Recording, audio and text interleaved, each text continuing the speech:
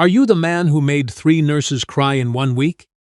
Piper Tremblay stood in the doorway of the darkened room, her socks mismatched, one gray, one striped green, a small notebook pressed to her chest, watching the man in the wheelchair with the kind of calm that belongs only to children and people who have seen enough of the world to stop being afraid of it. "Who let you in here?" The voice came from near the window, low and hoarse, like gravel shifting at the bottom of a lake. "This floor is off limits." "The door was open," Piper said. "I live downstairs. I'm Piper." "I don't care what your name is. Get out." Piper looked around the room.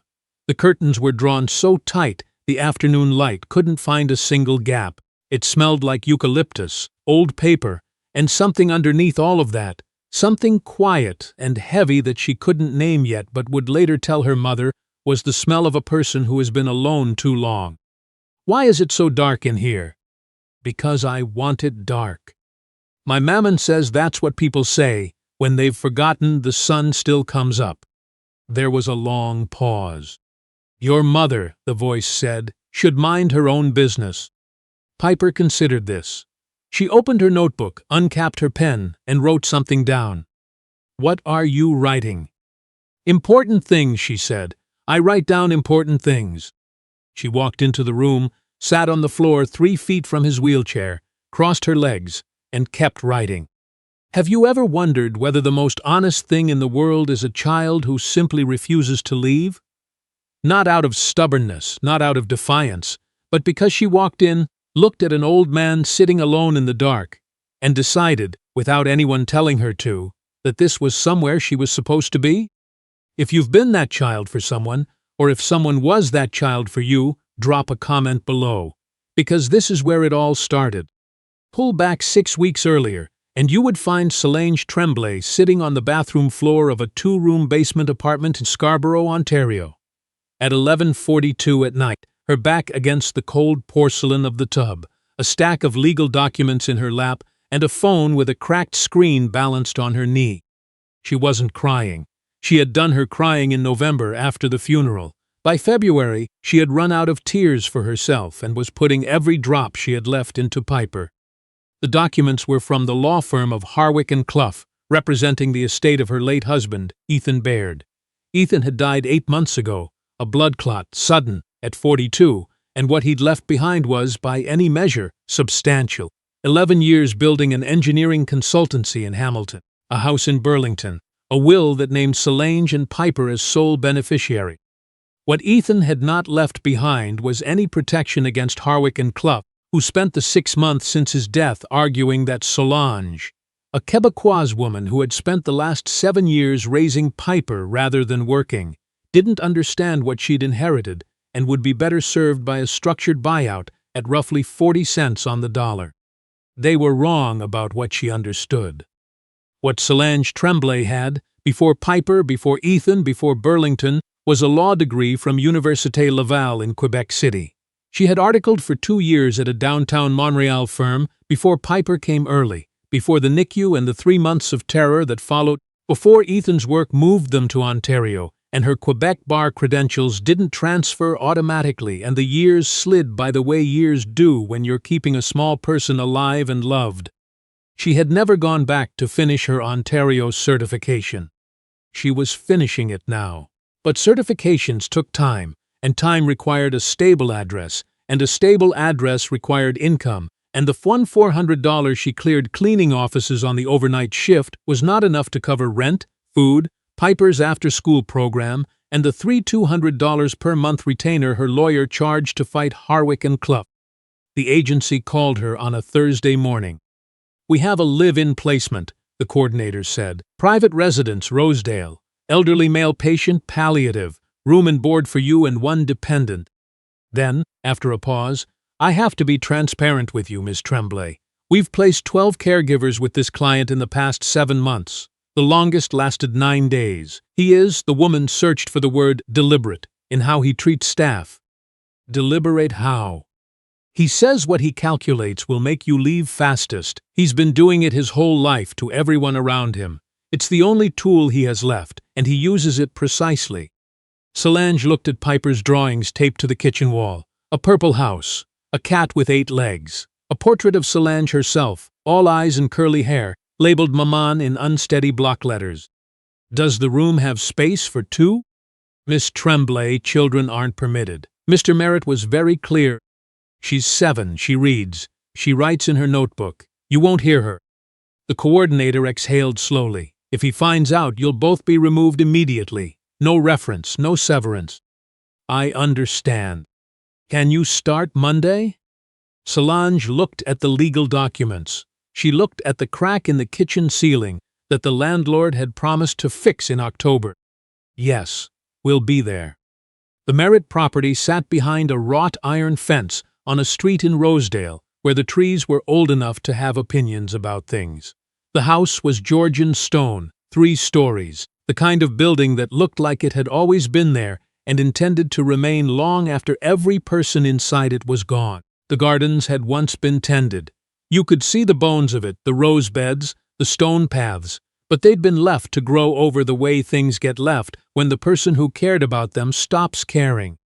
Piper stood on the sidewalk looking up at it. It's sad, she said. Houses aren't sad, Piper. This one is. She looked at her mother. It's missing something on the inside. A woman named Mrs. Bellard met them at the door.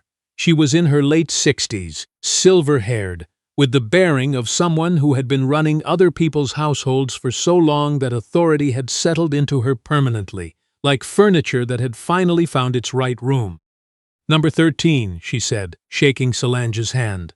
Her grip was firm and her expression careful, not unkind, but careful. You'll be the 13th caregiver this year. I'm the one who calls the agency each time someone leaves. I'd appreciate it if you lasted. I intend to. Mrs. Bellard's eyes moved to Piper. He doesn't know about the child. He will, Solange said. Mrs. Bellard touched the reading glasses on the chain around her neck, a habit of contained worry. Follow me. Don't go into the north study. Don't ask about the box on his desk.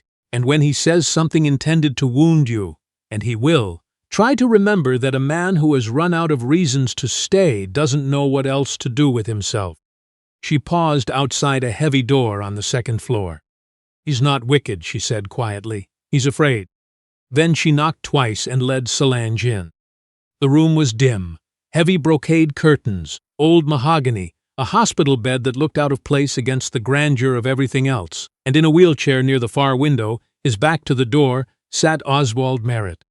He was tall, even-seated, broad-shouldered once. You could see the architecture of it, but illness had taken the substance of him. Liver-spotted hands on the armrests. White hair, sparse, neat, a burgundy dressing gown over a collared shirt. He turned the wheelchair slowly, the way a judge turns to face a courtroom. She expected cold eyes. She got them, pale gray, assessing, the kind of eyes that had spent decades calculating what things were worth. Another one, he said.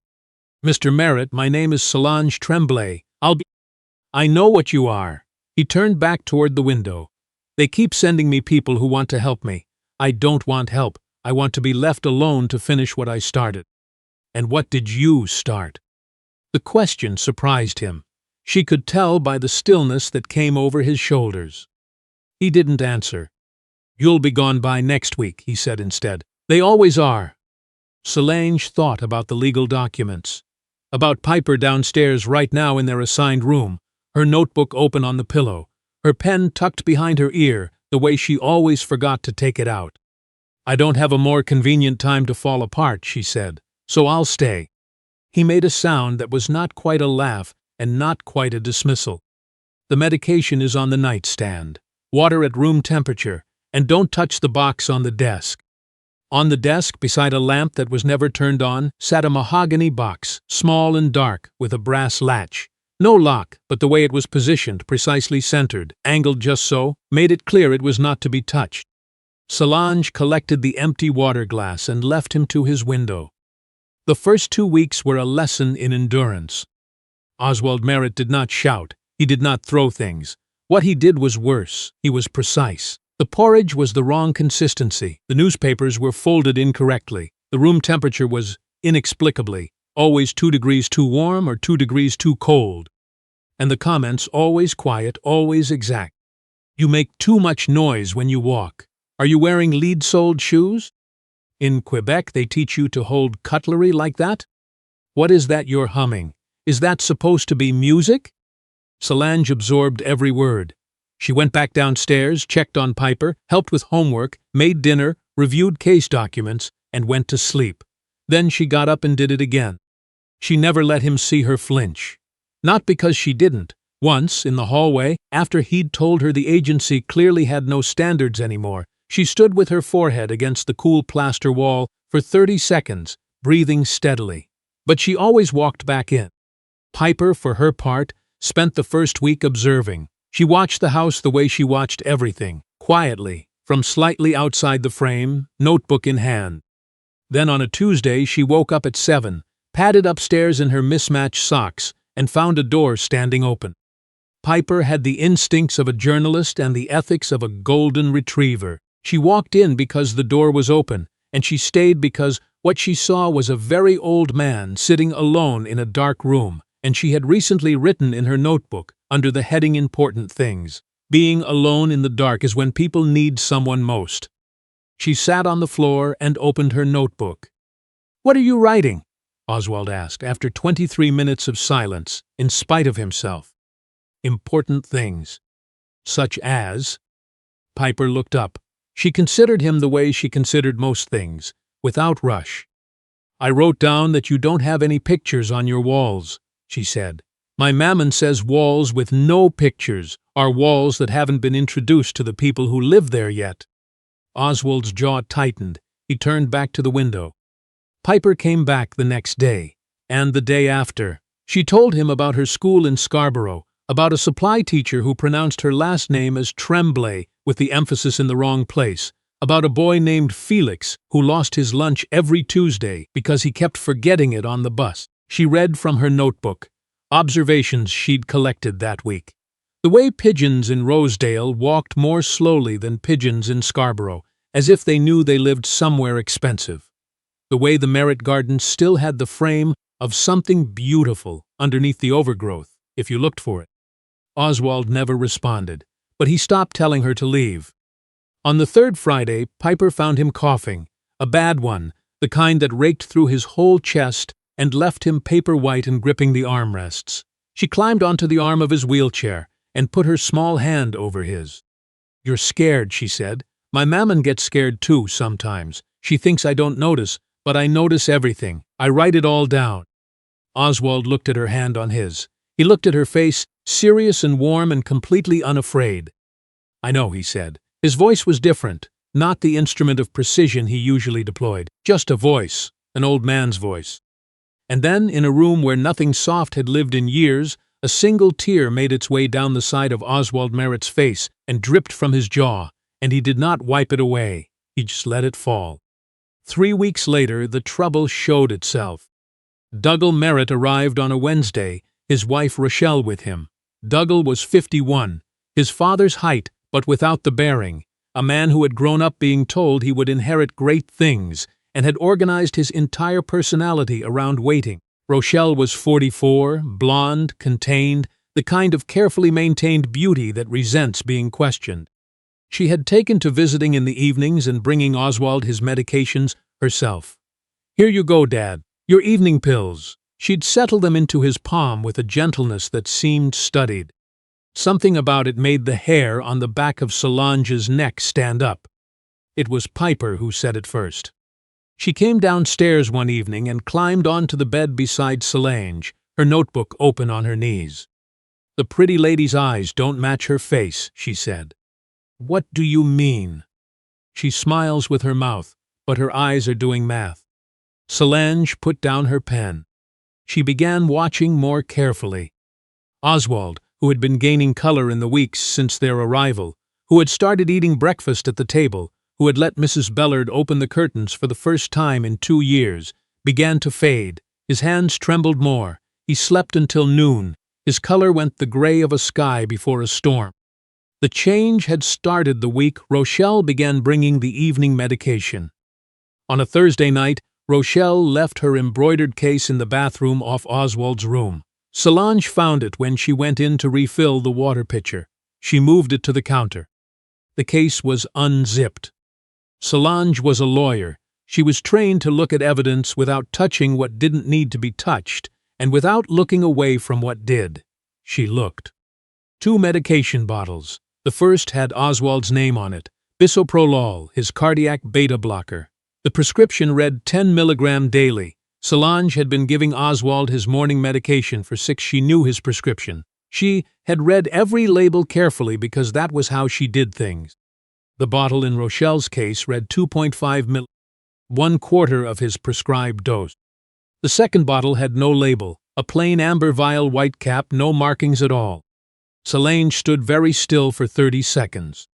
Then she took her phone and photographed both bottles, both labels, and the prescription on Oswald's nightstand. She photographed the timestamps. She noted the date, the time, the position of every object. She noted that the first bottle was nearly empty and had been dispensed 6 weeks ago, which meant Rochelle had been substituting the underdose medication since almost the beginning.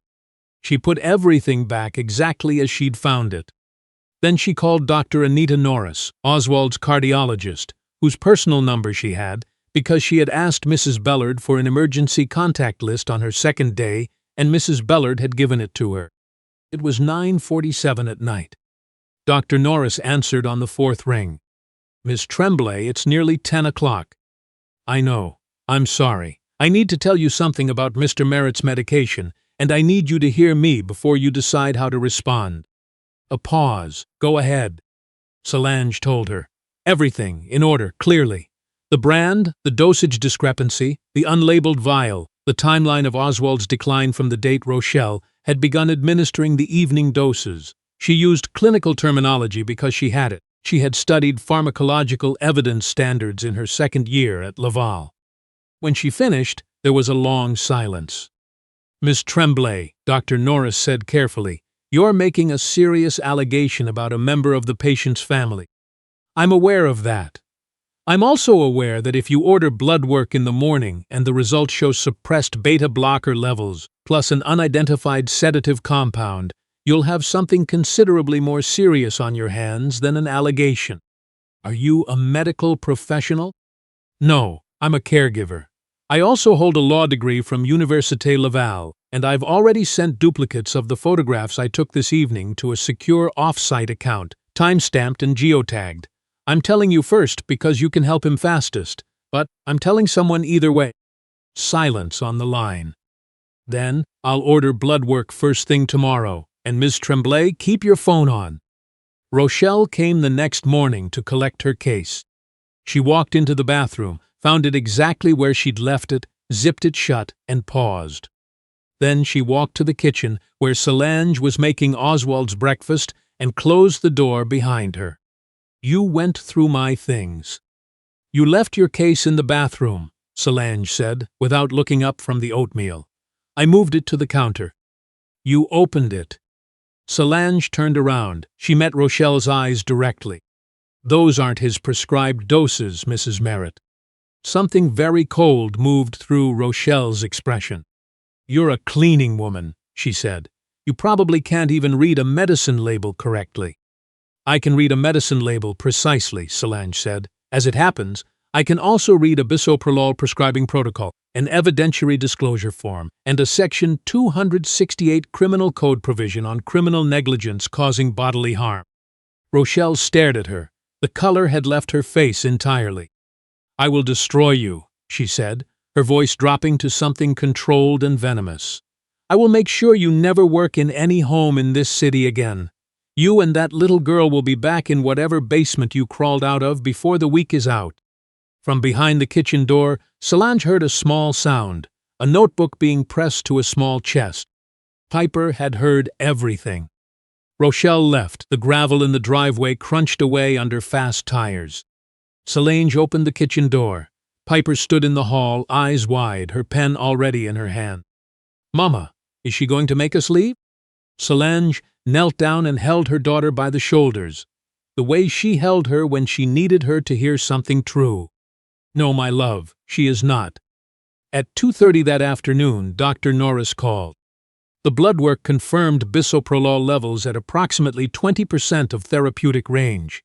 A secondary screen had flagged trace levels of lorazepam, not prescribed, not documented, consistent with a mild sedative being administered over several weeks. By 4 o'clock, there were 2 investigators from Toronto Police Service in the front hall and a Crown Attorney's office on the phone with Dr. Norris. Dougal sat in the front parlor, white and silent, his hands clasped between his knees.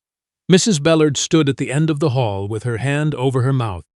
Rochelle was escorted from the property by one of the officers, her composed expression fracturing as she passed Solange in the hallway, because she had threatened the wrong woman. When it was over, when the investigators had gathered what they needed and the house was quiet again, Mrs. Bellard came to Solange with a cup of tea and the expression of a person revising a long-held assumption.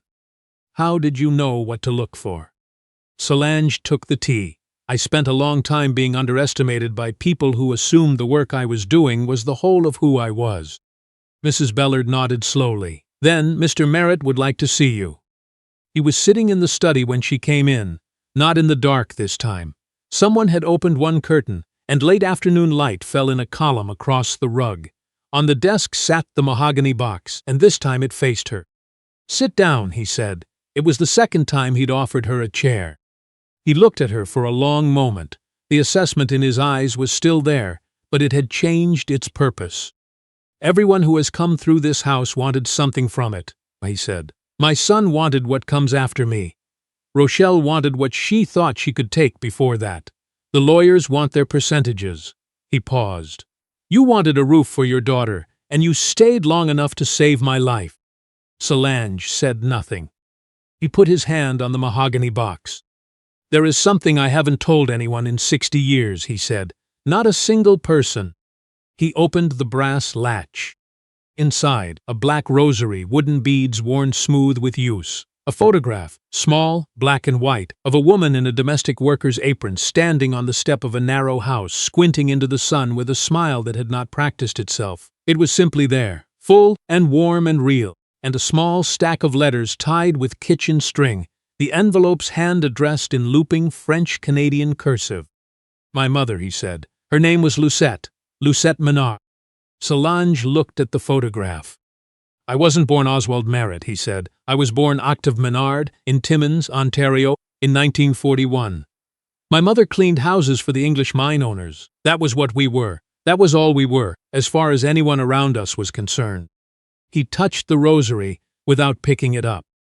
"I left Timmins at 19, changed my name, moved to Toronto, built what I built. I told people I was from Ottawa. Old family, modest background, nothing remarkable. I practiced that story until I believed it." He was quiet for a moment. "She wrote to me," he said, nodding at the letters. "Every Christmas, every Easter. For 23 years I replied twice. When she got sick I sent money. I didn't go. When she died he stopped. His jaw worked. I sent flowers." Solange felt her throat tighten. "I spent 60 years ashamed of where I came from," he said. "Ashamed of her. A woman who worked herself to the bone so that I could sit in this room and pretend she didn't exist." He looked up. "You walk into this house with nothing," he said, "and the first thing you do is look at what's broken and figure out how to make it right." That was her, exactly who she was. The word "her" came out of him like something that had been held underwater for a very long time and was finally allowed to surface. He reached into the box and handed Solange the photograph. She took it carefully, the way you take things that have been carrying weight. "When you came through that door," he said, "I saw her face. Not the same, don't misunderstand me, but something in it. The way you hold your chin when someone tries to push you down." Solange handed the photograph back. "Tell me about her," she said. So he did. For an hour Oswald Merritt, Octave Menard, told the story of his mother in the halting, humbled voice of a man who had kept it in a locked box for most of his life.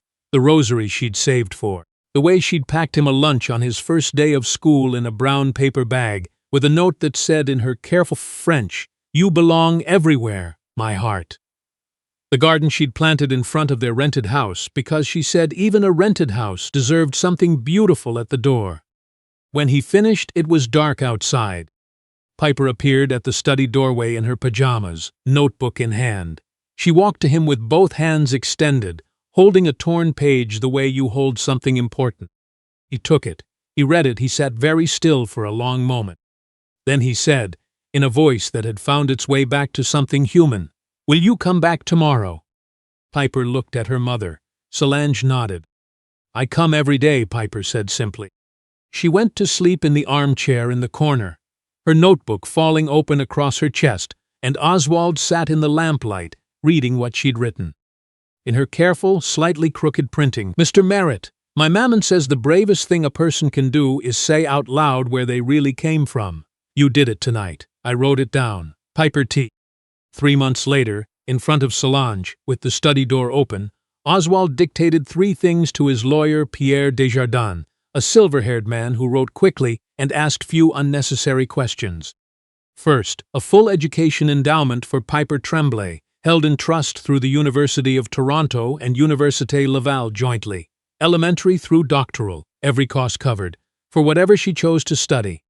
He looked at Piper, who was on the study floor reading, when he said it. "She's going to need room," he said, "to go wherever her mind takes her." Second, a property transfer, the coach house on the east end of the Merritt property, 3 rooms, a kitchen, a small garden, transferred to Solange Tremblay outright. Not a lease, not a loan, ownership. No more choosing between groceries and a roof, he said. Not for her, not ever. Third, the conversion of a portion of the Merritt Estate's endowment into the Lucette Menard Foundation, a community resource center for French, Canadian, and newcomer families in northern Ontario, with a satellite office in Timmins. Employment support, legal aid, housing navigation, named for the woman who had cleaned other people's houses and packed lunches with notes that said, "You belong everywhere." Pierre Desjardins looked up from his notepad. "You're certain?"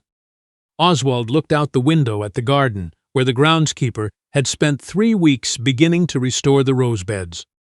"I've been certain about very few things in my life," he said. "This is one of them." In April, the Crown proceeded with charges against Rochelle Merritt, criminal negligence causing bodily harm, administering a noxious substance, fraud. Her bail conditions prevented any contact with Oswald or the property. The trial date was set. The evidence was considerable. Dougal came to the house alone on a Sunday afternoon, sat across from his father without speaking for a long time, and then said, "I should have looked harder. I'm sorry, Dad." Oswald nodded. He didn't say it was all right because it wasn't, but he nodded. Dougal came back the following Sunday, and the Sunday after that. He brought coffee from a place he'd found in the annex that Oswald would never have approved of. He stayed for 2 hours each time. He never missed a week.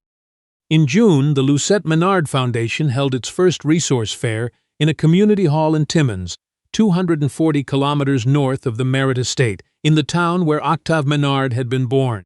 Oswald could not travel, but the event was streamed on a laptop in the study, and Piper sat beside him, holding his hand and giving a running commentary on everything she deemed important. "That lady's sign has a spelling mistake. What does it say?" She paused, squinting at the screen. "She says the old wooden chair at the auction table used to be yours." The auction chair raised $1,100 for the foundation. Oswald smiled. "A real one, not performed, not calculated, the kind that finds its own way to your face before you've thought to arrange it."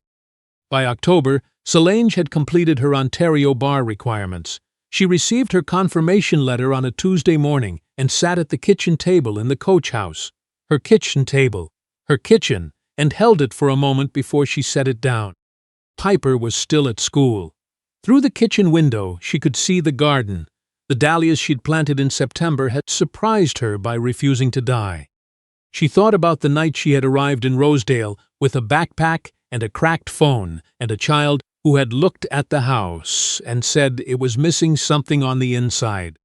She thought about the bottle of medication in Rochelle's case and the cold certainty that had come over her when she'd seen it.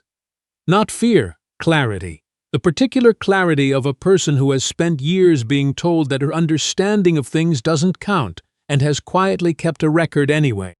She thought about Oswald Merritt, whose real name was Octave Menard, who was upstairs right now, probably waiting for Piper to come home from school and continue reading to him from her notebook.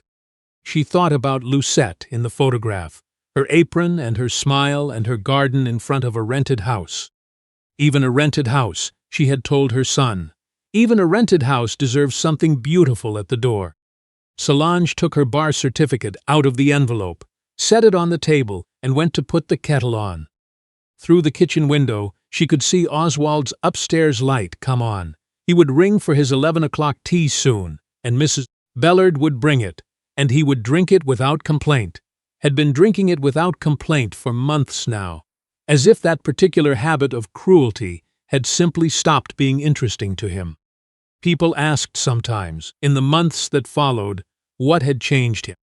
Oswald's own answer, given once to a journalist from the Globe and never elaborated on, was this: "A 7-year-old girl walked into my room and sat on the floor and started writing things down.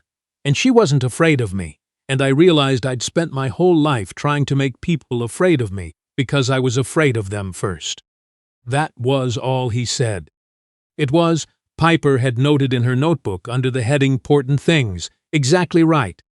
Because here is the truth about a person who has built every wall they own out of shame. They don't need someone to tear the walls down. They just need someone small and unhurried enough to sit on the other side of the wall and keep writing. And wait. And eventually the person inside realizes they can hear through it, after all. Oswald Merritt passed away the following February on a Saturday morning, with the photograph of Lucette on his nightstand and Piper's note, now laminated, its edges soft from being held, lying on top of it. Through his window, the pale winter light that northern Ontario produces in February, which is not warm exactly, but is honest, which is perhaps better. If this story found its way into somewhere real in you today, we'd be glad to know. This is Velvet Honor, and we're here every week with stories about the quiet people who change everything. Subscribe if you haven't yet, and share this with someone who needs to hear it today. Leave us a comment. Tell us who the person was in your life who simply refused to leave, who sat on the floor when everyone else walked out, who wrote your name down and said, "I noticed you." Because that is what kindness has always been. Not the grand gesture, not the dramatic rescue. It's the person who comes back tomorrow, and the day after that, and keeps showing up until the dark room gets a little less dark. It always starts that small.